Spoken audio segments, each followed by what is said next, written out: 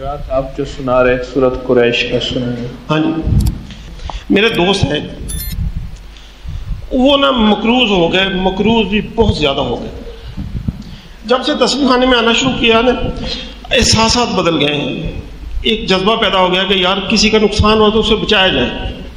میں نے ایک اور دوست کو ٹیلی فون کیا کہ میں یار چلو میاں صاحب کے پاس چلتے ہیں، ان کو کوئی مشورہ دیتے ہیں یا ان سے بات کرتے ہیں۔ میں اور میرا دوست اس کو ٹیلی فون کیا کہ آپ کدھر ہیں، اور اس نے کہا کہ میں فلاں فیکٹری میں بیٹھا ہوں۔ ہم نے کہا ہم نے چائے پینی آپ سے، میں چلے گیا فیکٹری میں، میرا دوست بھی ساتھ تھا۔ ہم نے کہا میاں صاحب یار میں نا ایک اللہ پاک نے مجھ پہ راستہ کھولا ہے یا کرم کیا ہے، آپ بھی میرے ساتھ چلیں، انشاءاللہ اللہ کرم کرے گا۔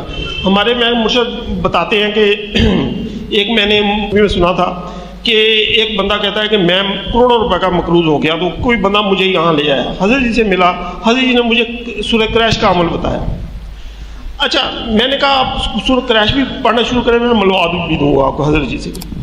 انہوں نے نا ملنے کے لیے تو نہ آئے، انہوں نے پورے گھر والوں نے مل کے سورہ قریش پڑھنا شروع کر دی۔ میری 1 سال ملاقات نہیں ہوئی، 1 سال بعد انہوں نے مجھے ٹیلی فون کیا کہ یار اگر تو فارغ ہے تو میرے پاس آ جا، اگر نہیں فارغ تو میں تیرے پاس آ جاتا ہوں۔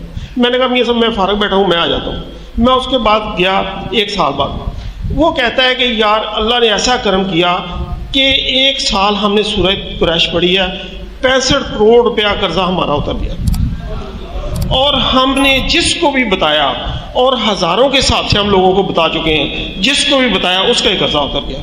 وہ بندہ اتنا خوش ہے کہ گمان نہیں